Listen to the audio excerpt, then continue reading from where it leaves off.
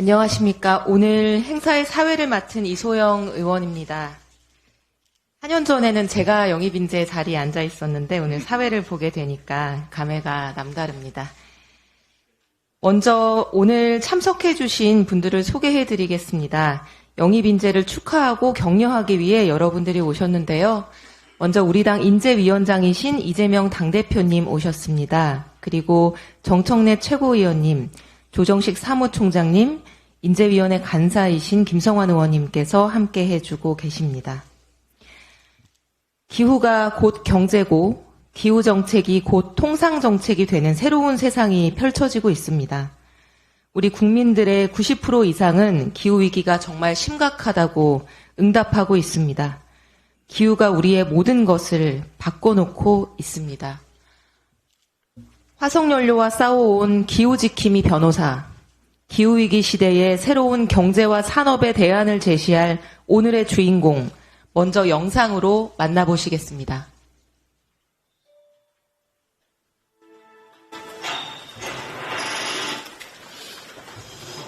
안녕하세요. 박지혜라고 합니다. 저는 기후위기 해결을 위해서 활동하는 법률가이자 연구자이자 활동가입니다.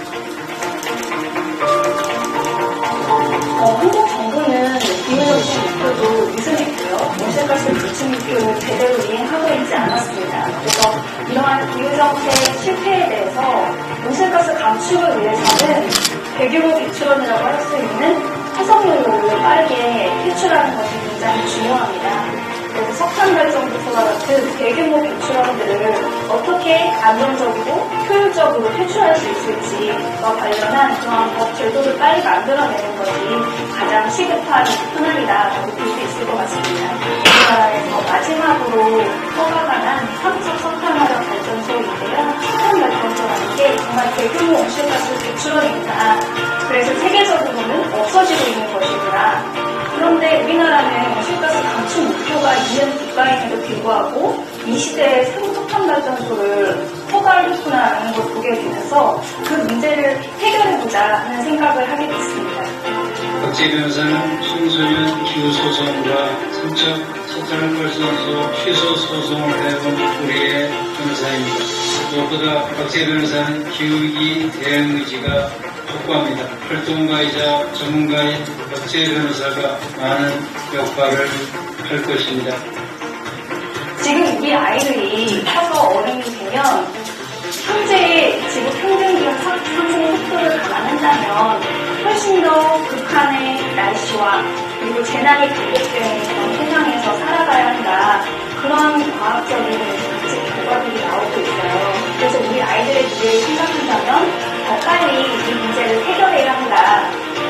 앞으로 제가 이제 대법원에서 이전 정부에서 심어주신 기후정책과 관련한 씨앗을 잘 싹트워서 더 빨리 키우는 그런 역할을 해내고 싶습니다.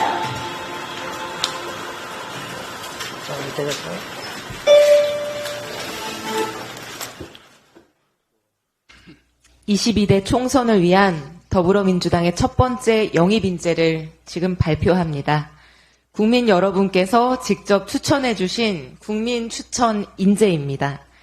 그럼 더불어민주당의 22대 총선 첫 번째 영입인재를 이 자리로 모시겠습니다.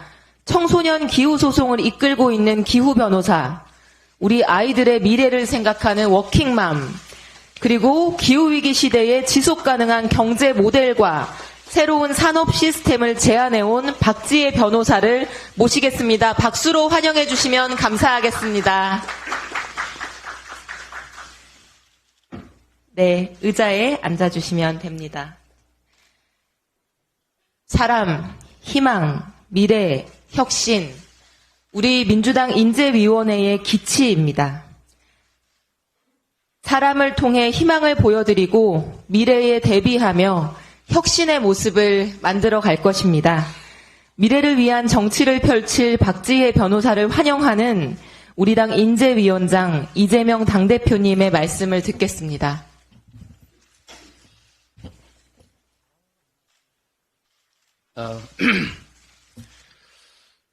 우리 국민 여러분께 더불어민주당 1호 영입인재 박지혜 변호사를 소개해드립니다.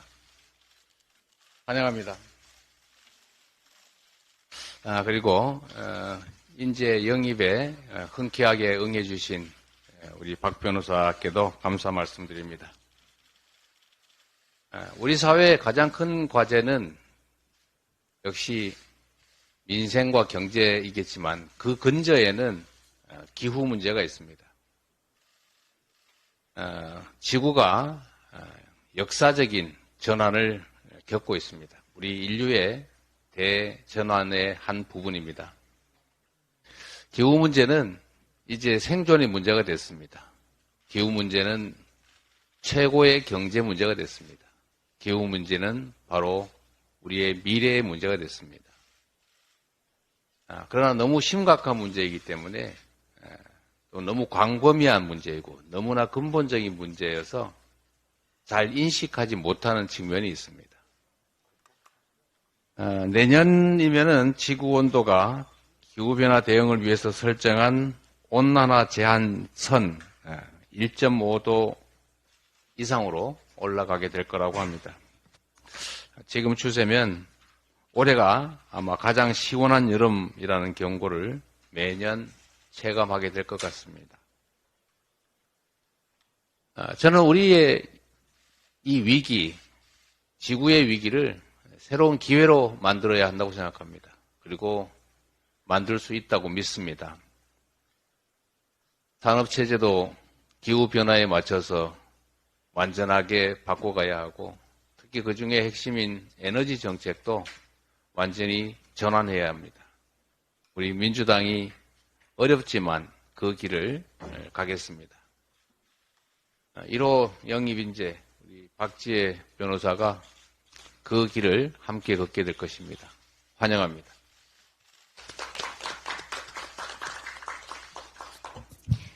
대표님 감사합니다. 이제 오늘의 주인공으로부터 이야기를 들어볼 시간입니다. 우리 민주당과 함께 안전하고 지속 가능한 미래를 만들어갈 인재입니다. 여러분, 기후 에너지 경제 전문가 박지혜 변호사에게 박수를 부탁드립니다.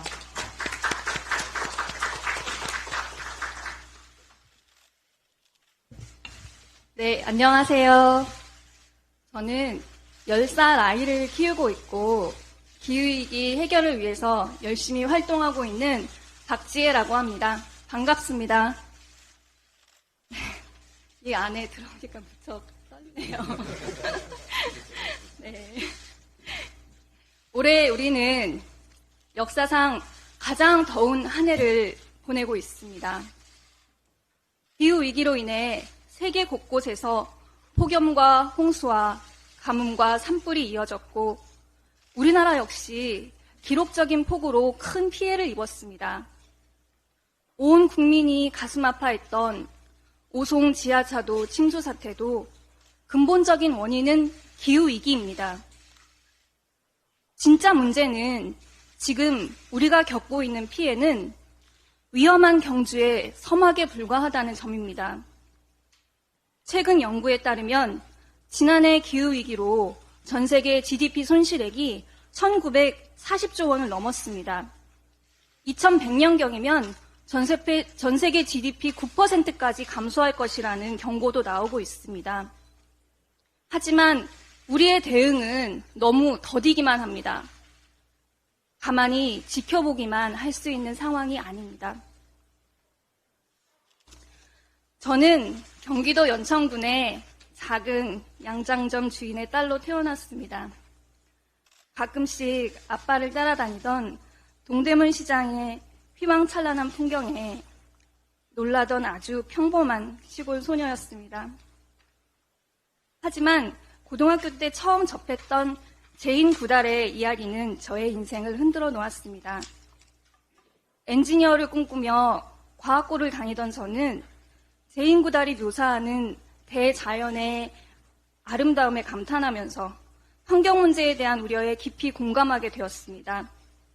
이때 이미 기후 변호사로서의 운명이 결정되었을지도 모르겠습니다. 대학을 졸업하고 대기업에 취업해서 사회책임 경영 담당자로 일했습니다. 환경 문제에 책임을 다하고자 했지만 세상은 별로 변하는 것 같지가 않았습니다. 결국 저는 안정된 직장을 버리고 법으로 세상을 바꾸는 변호사의 길을 택했습니다.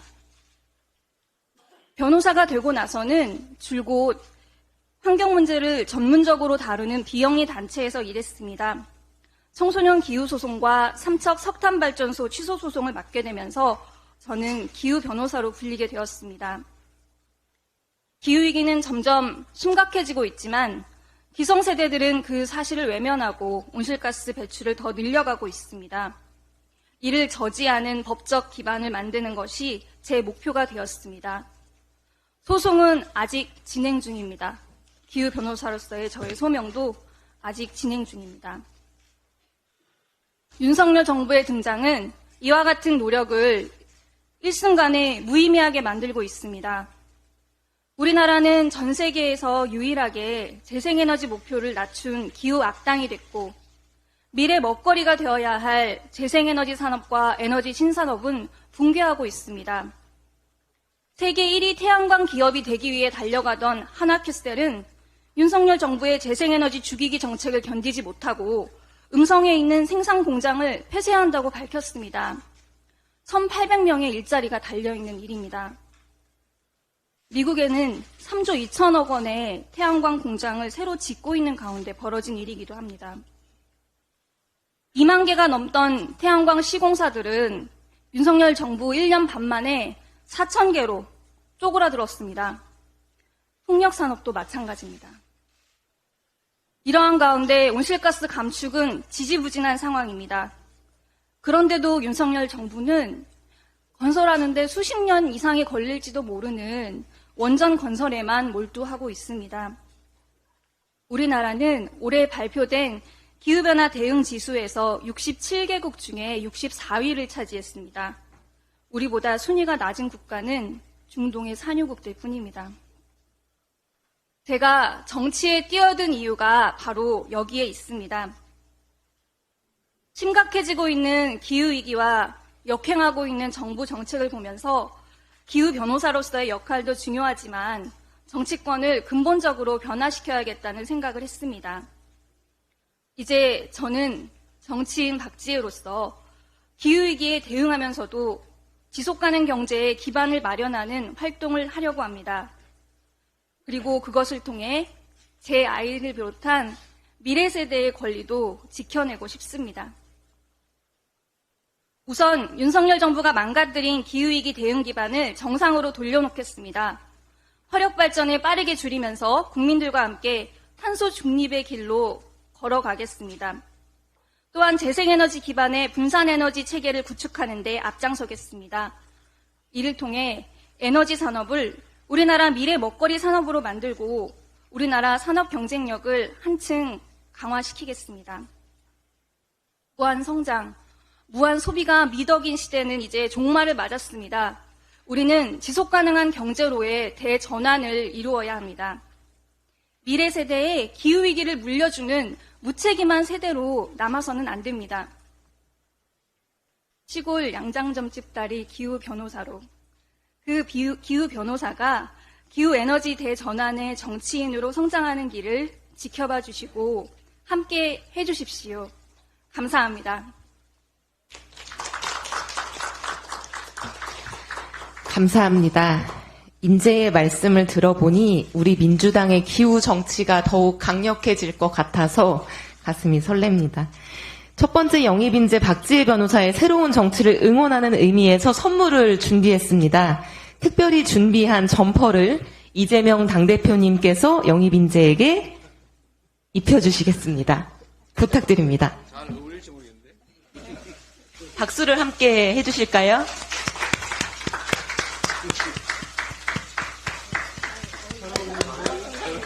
네. 이어서 정청래 수석 최고위원께서 국민들 마음을 따뜻하게 하는 정치 함께 하자는 의미로 목도리를 메어드리도록 하겠습니다. 목도리를 단추를 잠그고 목도리를 메어주시면 함께 박수를 부탁드리겠습니다. 네.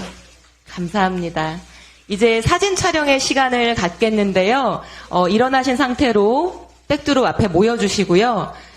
우리 조정식 사무총장께서 꽃다발을 전달해 주실 예정입니다. 자, 이제 모여서 구호를 외쳐보겠습니다. 구호는 감사합니다.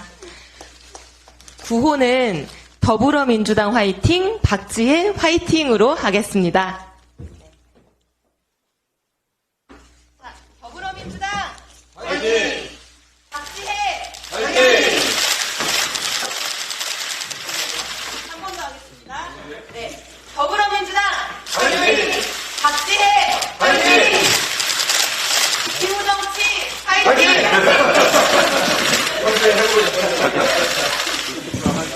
네, 감사합니다.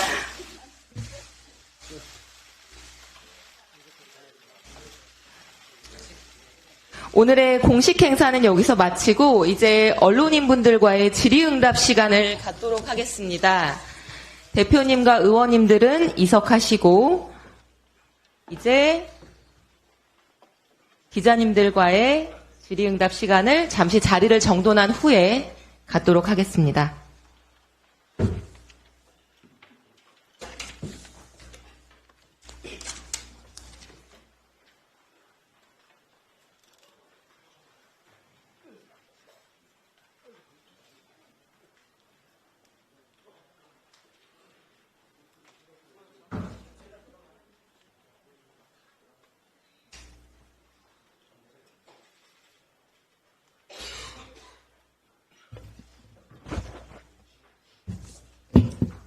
기자님들이 지금 카메라 뒤에 계셔서 잘 안 보일 수 있는데, 잠바를 입으라고요? 네. 그래도 잠바를 입고 진행하겠습니다. 우리 영상기자 선배님께서 요청을 주셨기 때문에. 네, 뒤에서 손을 좀 높게 들어주시면 보일 것 같습니다. 질문 있으신 기자님들 손 들어주시고 소속과 성함 말씀해 주시면 감사하겠습니다. 저희 혹시 마이크가 준비되어 있을까요? 핸드 마이크가? 따로 없으면 말씀 주시는, 네.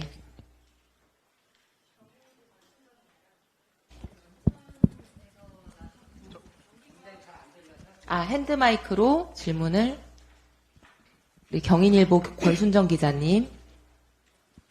그 연천에서 나셨고 경기과학고를 나오시는 등 경기도하고 인연이 깊으신데요. 혹시 지역구 출마 의사가 있으시다면 경기도 쪽에 염두에 두시고 계신지 궁금합니다. 네, 제가 계속 그 지역에서 자랐고 애정을 가지고 있는 건 사실인데요. 사실 이렇게 여러분을 만나 뵌 것이 저에게는 굉장히 갑작스러운 일이긴 합니다. 그래서 아직 선거와 관련해가지고는 정해진 바가 없고 당에서 정해주신 그런 공천과 관련한 절차에 따라서 진행하는 것으로 알고 있고 거기에 최대한 협조하려는 생각입니다. 네, 다른 질문 있으십니까? 네, 최 기자님. 네, 전자신문 최기창 기자입니다. 민주당에 들어오는 환경 관련 영입 인재들을 보면 좀 규제 일변도의 정책들을 많이 좀 언급을 하는데 변호사님은 좀 그런 다른 분들과 좀 어떤 차별적인 그 정책을 가지고 계신지 좀 설명 부탁드립니다. 네, 저는 이전에 기후 정책을 주로 그 활동 분야로 삼아 왔었습니다. 근데 기후 정책과 관련해서는 사실 기업이 새로운 기회를 발견할 수 있는 요소도 많이 있다고 생각을 하고요. 특히 세계적으로 지금 녹색 기술, 또 기후테크라고 요새 얘기하죠. 그런 기술을 가지고 발전한 나라들은 또 기후 규제가 굉장히 발전된 나라들이다라고 생각을 합니다. 그래서 그런 산업이 발전할 수 있는 그런 토양을 마련하기 위해서라도 기후 규제는 굉장히 중요하고 또 그러한 점을 잘 고려를 해서 기후 규제를 설계해야 된다는 것을 저희가 평소에 강조하기도 했습니다. 그래서 기후 규제 측면 그리고 산업을 육성할 수 있는 측면을 다 감안을 해서 균형 있게 마련해 나갈 수 있는 그런 방안을 찾아보도록 하겠습니다. 네, 첨언드리자면 보도자료가 사전 배포되지 않은 것으로 알고 있는데, 사전 배포됐나요? 오늘 영입된 인재는 기업에서 CSR 업무를 상당 기간 동안 또 담당했던 이력을 가지고 있기도 합니다. 네, 그 부분도 참고 부탁드립니다. 또 다른 질문 있으실까요?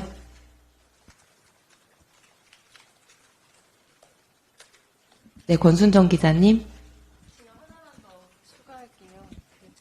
그 민주당의 질문을 드리는 건데요. 1호의 의미가 좀 있잖아요. 그런데 환경 분야로 택하신 데는 어떤 다른 의미가 있을까요? 그 부분은 김성환 인재위원회 간사께서 답변 주셔야 될 것 같은데요. 이번에 기후 환경 인재를 1호 인재로 한 것의 의미를 질문하셨습니다.